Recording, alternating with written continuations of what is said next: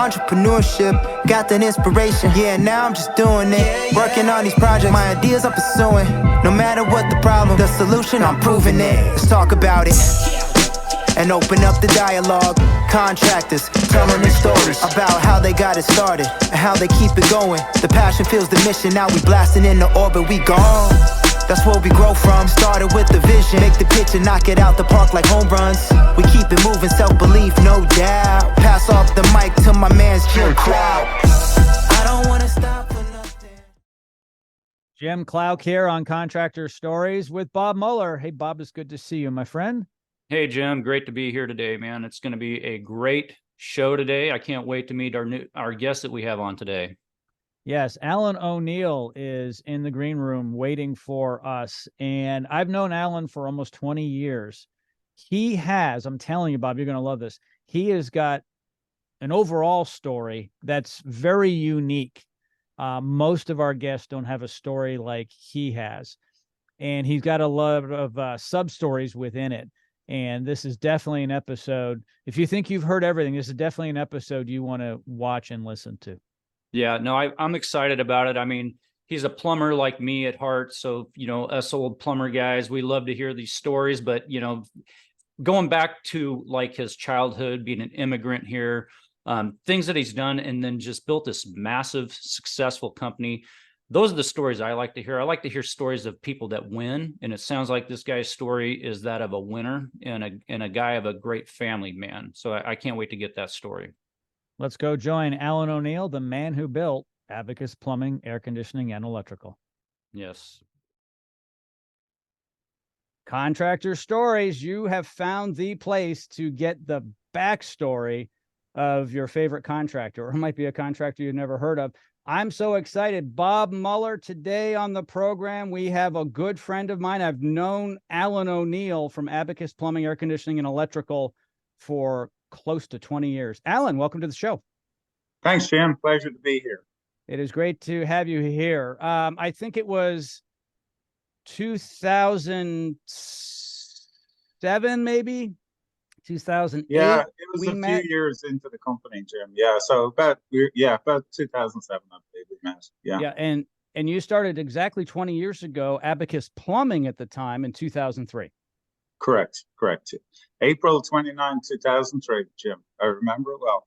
Yeah, and you grew that company to a monster-sized company, if I'm not mistaken, 100 million plus? Well, we'll be 70, 75 in Houston and about 25 in Austin. So, yeah, we'd be 100 million this year, Jim. Yeah. Wow. Yeah. Wow, that's fantastic. And in a moment, we're going to get to your story on how you got to where you are. But let's talk a little bit about Abacus Plumbing, Air Conditioning, and Electrical. It started off in 2003 as Abacus Plumbing, and then you decided to grow it. Can you talk about that for a few moments? Yeah, absolutely, Jim. So I've been in plumbing since 1977. So it's all I knew. And when I decided, I was part of the consolidation of plumbing companies back in the mid-90s in Houston here. And that ended up being a bit of a failure. Most of the big guys filed bankruptcy in the early 2000s. And so I was running a small plumbing company in Houston, 4 million. And I decided, look, it's time for me to do my own thing. I was trying to run it in bankruptcy and it was hard. So we started a company with my old boss, with the first guy that ever hired me here in Houston. And we started Abacus in April 2003. And the goal really was to create a company that really focused on taking care of the people that work there and taking care of customers. And so that was our mantra going out, Jim, and it proved to be successful. A very successful company, and you ended up teaming up with the Wrench Group. I did. So I was about 9 years in. Actually, late 2011, I was approached to take on an investor, and I did. We did that in early 2012, and part of the deal was that I would start air conditioning immediately, and so we ventured into air conditioning in February 2012. That partnership, along with Abacus and a company in Dallas called Berkey's, would eventually become the Wrench Group in 2015. But for the first few years, we had the two companies in Texas, and eventually we added on Parker and Sons in Phoenix, and then Coolray in Atlanta. And when that group was sold, that became the Wrench Group in 2015. Yeah. And the rest is history. Okay. So let's go back to when Alan was a young boy. And I know your story is going to lead across the pond, because if you haven't figured it out, everybody, Alan is not from the United States. And if you haven't picked that up, start listening to his accent. Alan, at 12 years old, what were you doing? Where were you living, and what were you doing as a boy? Yeah, so I lived in inner city Dublin, Jim. My dad was a laborer. So my dad worked, very proud of my dad. He worked for the same company from the age of 15 to the age of 64. It was the Irish Glass Bottle Company. So he had no particular trade. He was a laborer. And his advice to me was always, get a trade, son, get a trade and never be idle. And plumbing was really the first thing that came along. And so I started a plumbing apprenticeship in 1977 in Dublin. But, you know, we lived in inner city Dublin in a 3-story house, 3 stories over a basement, which from the front looked very affluent. It was a beautiful home to look at, but the reality is they were tenement homes, so 3 or 4 families in each home. And you know, it seems laughable today, but we didn't have an indoor bathroom back then. We had a shed in the backyard that a toilet was in, and you know, the bathtub was a metal bathtub that my mother would fill up using hot water from the stove. So very, very humble beginnings, Jim. And eventually the perk was when I started in the plumbing trade, I was, after a year or two, was able to put a bathroom in the house. So we were really living high on the hog then when we had indoor bathrooms, you know. So it's incredible to think this would have been in the 60s and maybe 70s. 70s, Jim, early 70s. Early 70s. I was born in 61, yeah. You were having to go outside to do your business. And the ironic thing is you help people do their business inside the house today with indoor plumbing. Isn't that amazing? Indoor plumbing. Absolutely, Jim. You know, you hear people saying, I want to be a doctor because my dad was a doctor. Well, I want to be a plumber because I want people to have indoor bathrooms. You know, it's I love to joke about that, but it's the truth, Jim. I mean, that's how humbly I began. You know, that was the start of the story. So yeah. And so your father was a laborer. He strongly suggested you get into a trade. Did you always know at a young age you were probably going to be turning wrenches in some type of trade? I knew I was going to be a manual. I was going to do some kind of manual labor, Jim. Like college, growing up, I did not know anybody that went to college. You know, apart from maybe my teachers in school, obviously. But I didn't know. Nobody in my circle of friends had aspirations to go to college. College was never discussed. It just wasn't on the radar. So I always knew I was going to do some type of manual job, Jim. And plumbing was just the first trade that came along, and fell in love with it pretty quickly, really. So you started plumbing as a young man. Who was your biggest influence growing up? I think my dad, Jim. I wouldn't have told you that as a teenager, but you know, the one thing my dad told me, does any teenager ever think their dad is a big influence?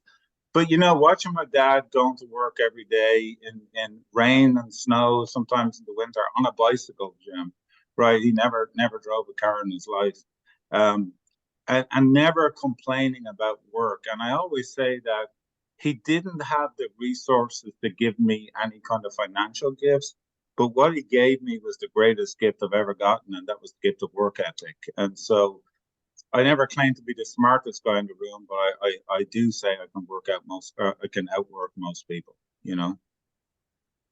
Yeah. You know what I find amazing? But we see this a lot in the trades. Not everybody can do this, but someone coming from humble beginnings without a bathroom in their home, without going to college, because apparently you have to go to college to do well. You've done pretty darn well, haven't you? Yeah, I've done okay, Jim. I'm not going to struggle at the grocery store anytime soon. So, yeah, I've done really, really well. I've been blessed, Jim. And I think that's a combination of hard work and doing the right thing for people. I think, you know, we can get obsessed with revenue and growth and number of trucks and all that thing. The only thing I ever focused on was taking care of people, Jim. And I'm not, that's not flowery. I mean, I literally mean we always try to do the right thing by people, be it a customer, be it an employee. And you know, Jim, we were advertising on your platform for many, many years. And you'd call me with a complaint once in a blue moon, and it'll be fixed. I mean, it'll be resolved up to and including giving the money back if we have to. So we do the right thing by people, Jim, and I've always found that served us very, very well. Yeah, Bob, you're familiar with this because you are in that same type of business. We're all in the people business, aren't we? Yeah, absolutely. You know, to Alan's credit there, I mean, that is the way that you have to start your business. You know, you got to sacrifice a lot of upfront success for your future success, because without that customer service, without that level of just being committed to the process, and it sounds like you're highly committed to the process, Alan. Yeah, absolutely. We have an expression at our company, all in all the time. And that's the secret. I think you have to be all in. You know, I remember going to seminars in the early days of Abacus, and you'd hear people saying, you know, I only have to work 8 hours a week or 16 hours a week. And I'd always think there's a company that's going to have a problem sooner or later. And you know, I believe in work-life balance, but I do think that you've got to be committed and you've got to be all in. It's a time-intensive game building a business, and you have to have a great team around you, and you have to be willing to hire people smarter than you are, which in my case is not very hard. But I mean, we've got to get a great team on board, and that's the secret to success. Yeah, Bob and I interview a lot of people on Contractor Stories. And of course, Alan and Bob, you know, I spent the past 2 decades working closely with the trades, with small business owners, some now large business owners in home service. And the common threads for the successful ones, whether it's an Alan O'Neill or a Tommy Mello, or Gettle, you know, you go down the list of, you know, some of these great people and great companies. They always mention people first and hard work. And there is no easy way to it. And unfortunately, a lot of these individuals who are driving these companies at that time are not really balanced well. There's no way, and they'll admit it. Tommy tells me all the time, he'll say he's not balanced. I get that. He's a little imbalanced, right? So, and Alan, did you have to struggle with that when you were younger, growing it with a young family, because you've got a great family? Everyone seems to be close to you. Did you have a problem at all? Yeah, I mean, I will tell you, I did, Jim. I remember being about 5 or 6 years in, and my wife having a conversation with me and saying, listen, you're not Superman. You need help. Like, you've got to hire. And I was the president, the service manager, the plumbing advisor, you know, the janitor, you name it, I was doing it all. And you know, she said to me, I think it was around 2007, 2008, she said, Alan, you've got to get some help. Like, you've got to hire somebody. And we brought on our first service manager at the time. And you know, eventually I learned that, like, there's only a certain amount you can do as an entrepreneur. You have all the ideas, and you want to be successful, and you want to grow. And it took me a while to learn the only way to grow is to get a great team around you, Jim. And the one regret I have, you know, 20 years on, is I wish I would have spent more time with my children as they grew up, because it was hard. I mean, I would still be checking emails at 11 o'clock at night and you know, doing all the things that entrepreneurs do. But I would have, if I could change that, I would. Now, thankfully, I have a great relationship with my 3 children, a great relationship with my wife, but it could have turned out differently, you know, had they not been as patient and as understanding as they were. So that's the only thing I would change. I would have spent more time at home, Jim, in the early days. Yeah, you know, I hear this over and over again from people who are in their 60s or 70s, maybe, or 50s, depending upon how old their children are. And a lot of the ones who really drove hard to build their businesses will say their number one regret, and it's interesting, is not spending more time with my family. What a lot of us don't realize as we're growing our businesses is we know we have a wife and we know we have children, but for some reason, I think we think they're going to stay suspended in time forever. So when we retire, we'll just spend time with them then, but they somehow grow up. Right. And those are kind of precious moments, because your 10-year-old and your 14-year-old or your 3-year-old are never going to be that age again. And they change very quickly. Yeah, totally, Jim. And you know, there was lots of missed ball games and concerts and stuff like that you'd love to go back and change. Now, having said that, Jim, you know, got to put them all through college. They all drive nice cars. You know, they have a great life. But it's just, you know, you would change that if you could. But no complaints, really, Jim. We've had a great career so far. So I have a question. You said it's a regret, which is fine. If you could go back in time, how would you change that, though? Because you might not have a $100 million company, or would you? So how do you have your cake and eat it too? Do you know? Yeah, I don't know. I think you've got to focus, Jim, on building a team that allows you to spend more time away from the office, or just understand that when you hire great people, get out of their way. Like I was I wanted to check everything, double check it, and make sure it was done. And did we do this and did we do that? And you know, eventually you get to a size where you can't oversee everything, so you have to let it go. And I probably would have learned to let it go sooner. But it is a great question, and nobody can ever truthfully answer that. Would it be 100 million today had I not been as intense in the early days? I don't know the answer to that, Jim. But we're in a Bob, good you work with your daughter. Yeah. No, it's important. It's important to have that balance, like you're saying there, Alan. But, you know, I think Ed Milet wrote a really good book on this point, you know, the one, right? There's always the one in the family that has to be the one that sacrifices, that starts that family wealth, that is the first person of the generation. Now, you're saying you came from a humble background, that there wasn't the one before you that started something that you could pick up. You started this, you were the one in your family that had to start this generational wealth, right? So without that one person doing it, one person has to make the sacrifice so that the next generations can have that leg up. So I think that might be the answer to the question a little bit there. But what do you feel about that, Alan? Yeah, I mean, I think you're exactly right. My eldest daughter, Emma, was the first child in my family to ever go to college, right?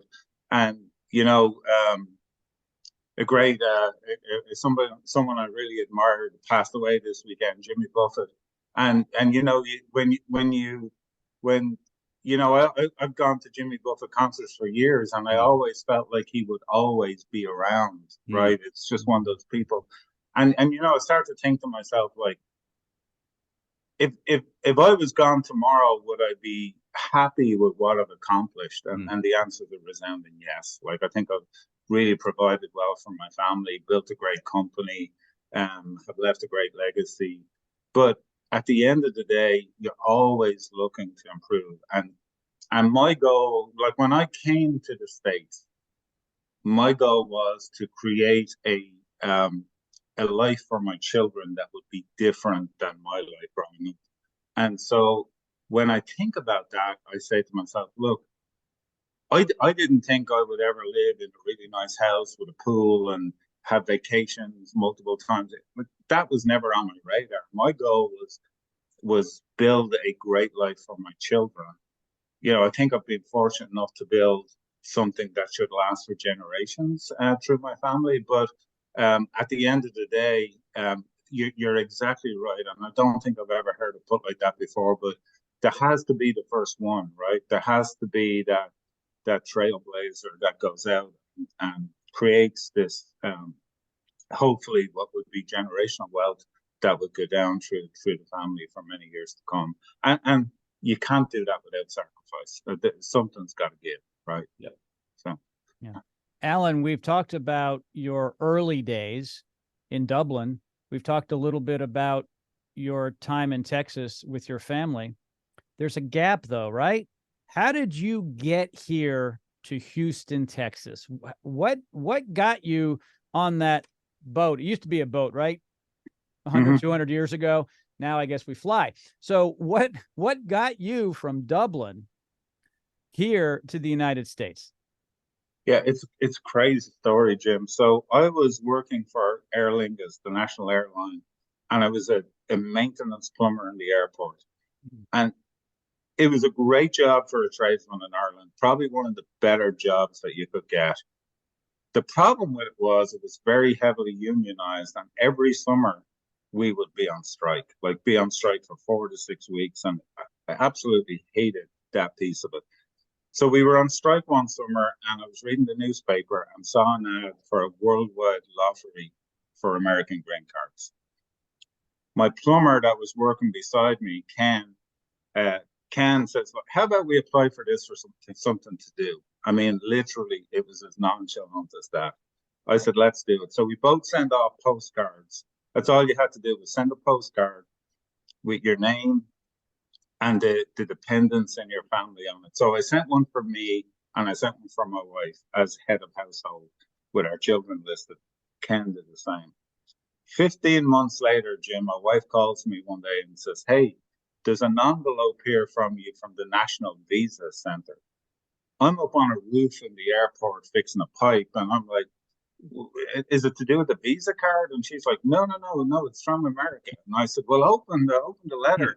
She started reading it like, "Dear Mr. O'Neill, you've been pulled out of the lottery." And I'm like, "This is crazy." I said, "Let's talk about it when I get home." And so we, many conversations, and we said, "Look," I said, "I'll go to work in the airport and I'll see will they give me a year's leave of absence." And I did. I went in and they agreed to give me a leave of absence for a year.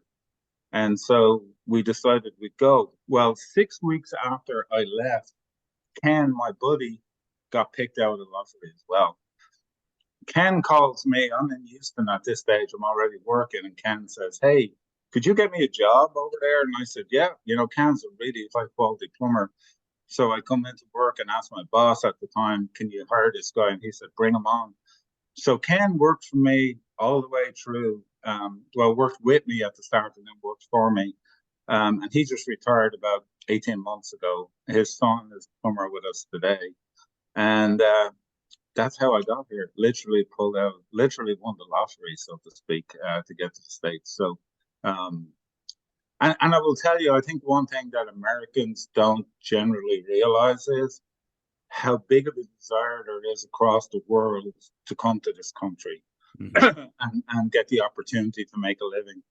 And I do think that's got something to do with the amount of immigrants that are successful in this country, because when you travel, in my case, 5,000 or 6,000 miles, you take 2 young children and a wife, you feel like, hey, I've got to give this a real go. Like I've got to be all in all the time, so to speak. So that's how it happened, Jim. It was as simple as that. It was a picked out of a lottery. So. Immigrants are 4 times more likely to become millionaires than American-born citizens. Bob and I were both born here, and a lot of us, not Bob or I, but a lot of us Americans take things for granted. And you really shouldn't, because just turn on the news and see the people crossing the Rio Grande. It's a serious business, right? I mean, people, and that's not the same type of immigrant that Alan was, but some of them are. I mean, but the point is so many people want to come to our country, and it's really amazing how there's so much opportunity and that American dream. So when you were coming over with your young family, Alan, what did you think the American dream was, and have you lived the American dream?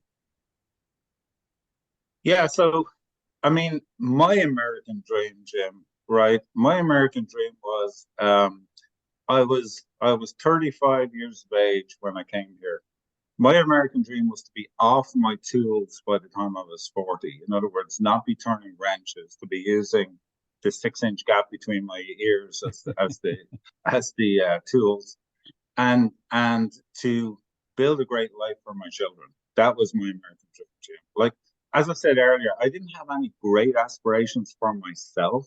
It was more about building a life for my kids. So, you know, I quickly, I think I was only here 6 months when I was promoted to the service manager in the first company I was with. Eventually, 18 months after that, promoted to president. And then after that, started Abacus. So have I lived the American dream? Absolutely, Jim. This has been, myself and my wife often talk about this, and we say, like, when we thought about coming to the States, did we ever think this was possible? And the answer is no, like, absolutely not. And I will say, I think it's been around great people that have helped me and mentored me, and made great friends, and had great employees and partners in the business that have helped to get to where it is. So it's definitely not all me, but I will say that it's been beyond my wildest dreams, Jim. Absolutely. So this might be a difficult question to answer because you really have to remove yourself from this. But do you think that if you were born in the United States, were citizens of the U.S., like Bob and I, young kids, went through the system here, public school and so forth, do you think you would have been as successful in business? I don't think I would have been as hungry, Jim. Mm-hmm. And I think I may have taken the American lifestyle for granted, right? So, yeah. I mean, Jim, when we lived in Ireland, it was very, very unusual for us to go to a restaurant. Like, that was a real treat. Like, my wife was never on an airplane until we went on a honeymoon. Like, yeah. I can't, and you know me a long time. We've had many breakfasts and conversations, and I've told you a lot of stuff over the years, but like, I still think you would be shocked at like how simply we lived, you know? So yeah, it's, with what we have today, it's crazy. And that's probably, like, I still live a fairly subdued lifestyle for somebody that's had the amount of success I have, Jim. Now, don't get me wrong. I love to jump on an airplane and go to blue water and beaches and go to England and watch soccer. Like, my wife said, it'd be cheaper if I was addicted to cocaine than addicted to soccer. But, hey, it is what it is. But no, I never dreamt of my wildest dreams, Jim, that I'll be able to do what I've done. And it's an impossible question to answer 100% accurately, but having worked with so many people that were born here, and some very successful people too, don't get me wrong, but that hunger and that, like, hey, this has got to work, it just can't be there because they haven't taken the same risks I've taken, Absolutely. Bob and I are at a huge disadvantage, and I'm only half joking. When you're born into privilege in this country, because everyone who lives here are privileged, doesn't matter what your income level is, no one's going to starve here. Everyone has the best healthcare system. We've got, great social programs. And it's still capitalism. So we've got the best of all worlds. But when I talk to people, and this often happens when I get into an Uber, I love talking to the driver. And when they say they're from Cuba, I'm like, I want to hear your story. Cubans are some of the most driven people. And what's interesting is, and I'm not exaggerating here, some of these people paddle over from Cuba to Florida in a bathtub. No joke. Mm-hmm. And they run onto the beach and they make it. And many of them really make it, and they make our country great. A lot of them do. Yeah, it's hard to understand when you're from here, Jim. And I look, I wasn't desperate to leave Ireland. I had a good life in Ireland, but when the opportunity arose, Jim, I grabbed it with both hands, and I've been very fortunate to do that. And Jim, I do a fair amount of public speaking, and every time I speak on the stage, I always finish with this, that everybody in the audience has one thing in common. And that is that we all woke up this morning the greatest country in the world for opportunity. And it's the truth. I mean, there's no doubt about it that there is nowhere like the United States of America for opportunity. But you have to be willing to take chances and go get it, you know? Here's a question that Bob and I don't get to ask much, but because you are an immigrant, where's your allegiance? Is it to America or is it to Ireland? Or is that too hard of a question to answer? No, it's not too hard of a question, Jim. I mean, I think I have dual allegiance. I'm very proud to be an American citizen, Jim, but I also hold an Irish passport. And I think at the end of the day, if you cut me open, I'd bleed green, white, and orange. You know, like that's I'm an Irishman, Jim. And the best way I know to put it, Jim, is if Ireland were playing the US in a soccer game, be cheering for Ireland, right? Yeah. Okay, there you go. But the US has got a special place in my heart. I mean, it's been really good to me and my family. Okay, so let's go back in time. With what you know today as a seasoned individual, what advice would you give the 21-year-old Alan O'Neill? I think I would have made it a huge priority to go to college, Jim. Now that might seem strange, because having put my 3 children through college, I believe that it's a great opportunity for people to advance their education, meet some really great people, and you know, get a solid foundation underneath them. Now, having said that, there are people that are just not made for school. Like they need to be in the trades. And if you're not going to go to college, there's nothing like being in the trades. But there are times that I've said to myself, you know, I wish I had the opportunity to go to college when I was younger, just to get that base of education. I did spend 3 years going to school at night in Ireland to get more education than I finished with coming out of school. But you know, I think I would have done that. But the other thing is, I would have said to myself, look, get out and work for yourself and do something entrepreneurial as soon as you possibly can. Because there was many times I thought to myself, I can't believe how easy this is. And then there was many times I thought to myself, this is freaking hard, like really hard, you know? And I'm sure you've had that yourself, Jim. Like, I think Dave Ramsey says being an entrepreneur is the only profession where you can go from sheer exhilaration to sheer terror in a 30-second interval, right? So, but, you know, I would definitely say be entrepreneurial, get out and do something, whether it's owning a pizza parlor or starting an HVAC and plumbing and air conditioning company, or just one of the 3. You know, like there's nothing like working for yourself. There's nothing like it, I think. Yeah. And to your point, Alan, on that going to school, a lot of us, you know, in the plumbing industry ourselves, we go to school to learn to be a plumber, and they don't teach you business when you go to that school, right? So you might spend 3-4 years in a plumbing trade school learning that's the skill set that you need to go fix people's plumbing. But if you're an entrepreneur mindset, taking that and bringing it to the business side, they don't teach you anything about business. So to your point about going to school first, now you would probably want it to learn a little bit about business school. Is that kind of what you were thinking? That's exactly what I mean. I had a huge learning curve when I first became a president of a company.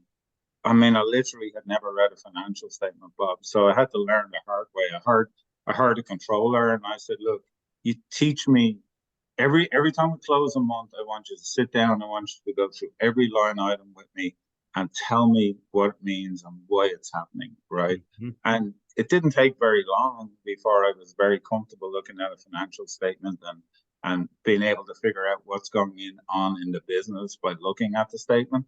But I could have short-circuited a lot of that had I had the background of the college education, you know. So I'm not against, you know, you hear a lot of tradespeople saying, don't go to college, like come straight to the trades.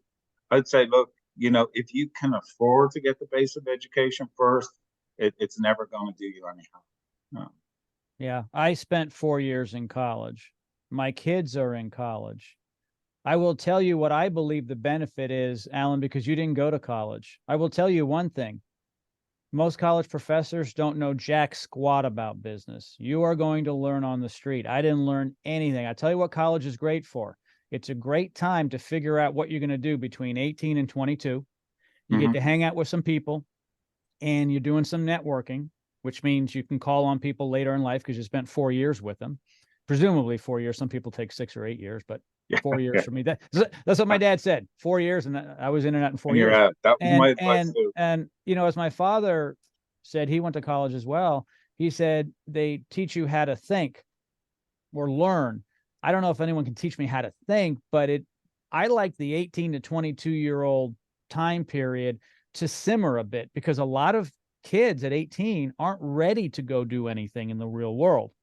And having a piece of paper saying you accomplished something for 4 years isn't bad to have, because no one's going to say, we're not going to hire you as a plumber because you have it. Sometimes you can be overqualified for things, but most people are like, can you turn a wrench? Yeah. Oh, and you also know something about this or that because you have a degree. Okay.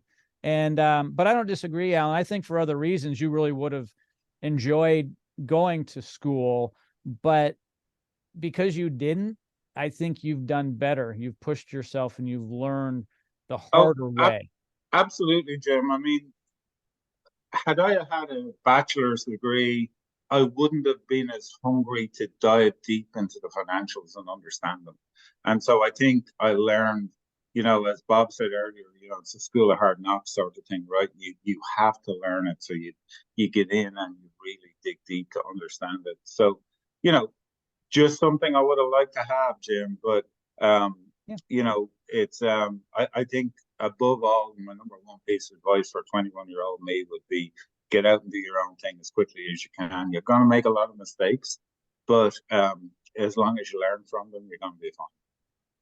Alan, you've had a lot of success over the years. You've got a beautiful wife, beautiful family. I've been to your home, beautiful home. You and I have traveled together and done some fun stuff together. You've built a great business. You've got great relationships. Having said that, what is your number one win in your life? What's the single most thing that you say, this is the biggest win Alan O'Neill has had? Yeah, meeting my wife, Jim, and convincing her, like that was the best sales job I've ever done, Jim. I don't quite know how I talked her into that, but yeah, meeting Linda at a very young age, and I mean, I met Linda in 1980, Jim. I was only 19, and she was only 17, and you know, us both making the decision that we were right for each other and still being together 39 years later. Well, 39 years since we got married. We got married in 84. I think that was my single biggest win. And then my children, Jim, like I three, you know, well-functional children that are doing well. So, you know, that was my biggest win, Jim. I mean, and at the end of the day, if the business was to disappear tomorrow and all the trappings of wealth and everything else that go with it, as long as I still have my family, I'd be fine. You know, I'd figure out something else to do. So, yeah, I think that was my biggest win, Jim, was being able to find myself a great wife and a great family and taking care of them and doing the right thing, you know. And that's a great answer. I was talking to someone the other day about balance and what they're going to be known for when they die. And you almost never read an obituary for people unless they're extremely well-known and famous, where it starts off by saying they leave behind their business. No. They leave behind their wife and their 3 children, and even their dog will be mentioned before anything they did.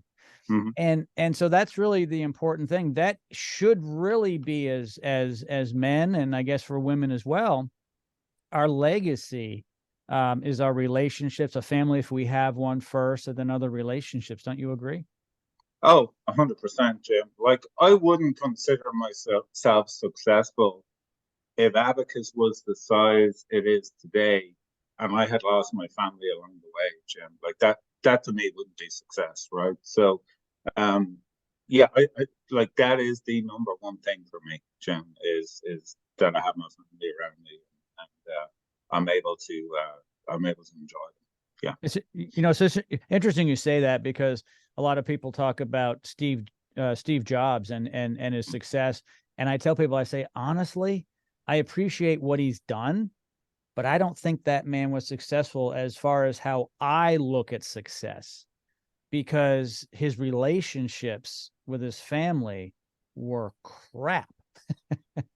And I think he'd tell you that if he was here today, Jim. If he Oh, could do it all yep, over again, yep. he would do it differently. He figured it out when it was too late. And Yeah. and I mean, his whole story is actually kind of a mess. He died young, and he had a lot of turmoil with people. And I kind of have a nickname for you that I've never mentioned before. I Oh I don't dear. think I have, and so I Uh, call you the humble plumber. You're a humble guy who is family oriented first. But I'll tell you this, and Bob, back me up on this, because you know a lot of people out there who have tried to build a $100 million service company and haven't, and still don't have the balance and success Alan has. Right, Bob? No, I 100% can say that Alan, sounds like you got a great successful business and successful family life, which is a great accomplishment of what you've done. But I can also say, to your point there, Jim, that like we went back to the single biggest regret that he would have had, it, had he not had this family, had he wishes he spent more time with his family, things like that, right? But again, there still has to be that one person willing to take on that sacrifice, and most people that are the visionary of their company, that have all the dreams, that have all the aspirations, are the ones that have to do all the sacrificing. I mean, there's just no other way that a company that gets built the size of Allen's that got built doesn't get built without sacrifice along the way. And I'm sure that Alan can attest to that. Oh, 100%. And Bob, I will say, like, I've had a lot of help in the last few years with the private equity guys and the Wrench Group, like great leadership that have helped me get to where I am today. So I never for a second think it's all me, but it's been a fun ride. It's been an absolutely fun ride, and you know, who's to know what the end of the story is? So we'll see. So I have a little secret here. It's not really a secret, I don't think, Alan. You've told me this before. Without Alan O'Neill, he wouldn't have, or Abacus wouldn't have, such a great following from female customers. Because Alan told me one day that the marketing people, media people, said, we need to have you on TV and we need to have your voice on the radio because women love it. Alan, talk about that. Jim, I don't know what to tell you, but That's true. I fight them off all the time, Jim. There you go. Tell you. No, I find it hard to be the front guy, Jim, and we do have a very nice lady that does most of our ads now, but Mike, my director of marketing, who's been also a huge contributor to our success, said, hey, they love your voice. You get on there, do your thing, and I'm not very comfortable with it, but hey, if it brings customers in, we'll do it. So yeah, it's definitely not my looks, Jim. Of a great face for radio, they say. So we'll see. Well, and you've done a lot of radio. You and I have done radio. And also, I remember when I asked you if you would like to go on Great Day Houston with me, the live TV program. Sure. And I think you were a bit anxious, but you did great. I mean, we were both on live TV with lights, action, camera, and 50, 60 people in the audience early in the morning. And you did great. Yeah, I mean, it's definitely out of my comfort zone, Jim. But it was fun. We made it work. So I can say that I can definitely hear the Irish accent in there, but it's not as prevalent or as strong as some of the Irish accents I do hear. I think there might be a little bit of tinge of that Houston stuff going on inside there. I can imagine when you call people back at home, they probably like, I don't even know who you are anymore. Yeah, I get a hard time when I go back to Ireland. They say, "Hey, you're talking like a Yank. Speak properly," And so, but Bob, you can relate to this. I remember in my early days as a service manager, I'd be calling customers back, and they go, whoa, whoa, whoa, slow down, slow down. I can't understand the words you're saying. So I had to soften the accent a little bit and learn to speak American. So that's probably what you're hearing. Yep. We, as the Brits say, we don't speak the kings and queens English, do we? Right. Absolutely. We're American, gosh darn it, but we're proud of it. Okay. Before we wrap it up, I'd like to ask our guests this one final question. If you would recommend a book to a young person who's going into the trades or one that owns a business now, what book, presumably a business book, would you recommend for someone who is young and moving forward to drive their business forward? Yeah, it's an old classic, Jim, and I'm a huge fan of Dale Carnegie. My very first boss in Texas sent me on the Dale Carnegie course, and I was exposed to how to win friends and influence people. And that's my number one book. I think it's a must read for anybody starting out in life, whether they're in business or not. But if you can win friends and influence people, you're gonna do well at whatever you're doing. There it goes. Yeah. Right there. Yeah. No, that's Yeah, this book. So I only have like 6 books in front of me, but this is one of them. And I found this book. It goes back to, this is like one of the original books. It goes back 50, 60 years. I got it for like $6. Can you believe it? Anyway, great. This stuff's timeless, right? Look how old this darn thing is. And it's still published today. And it's very important. Bob? Yeah, no, that's a great book. And Alan, to your point, maybe not everybody has a business, but in my opinion, everybody is a business, right? Everybody is a DBA, doing business as their last name. And if everybody just treated their life like a business, they would be way more successful. Just treat your life like it's a business. Yeah, absolutely, Jim. Like I said earlier, the biggest sale I ever made was when I asked my wife up to dance at a rugby club disco back in April of 1980. So if I can sell that, I can sell absolutely anything. So I had to win some friends that day and influence her. So there you go. And that was before I heard about Dale Carnegie. And what's a really amazing thing about that, Alan, is that you've created this legacy in your family, your children, and brought it over to the United States. It's really interesting when you see how the O'Neill family tree has sprouted into different places. You now have roots here in the United States, which is really interesting. Yeah. I mean, I think, Jim, my kids identify as American now. 2 of them were born in Ireland, and my son was born here. But he has the strongest Irish accent of the 3 kids, which is crazy.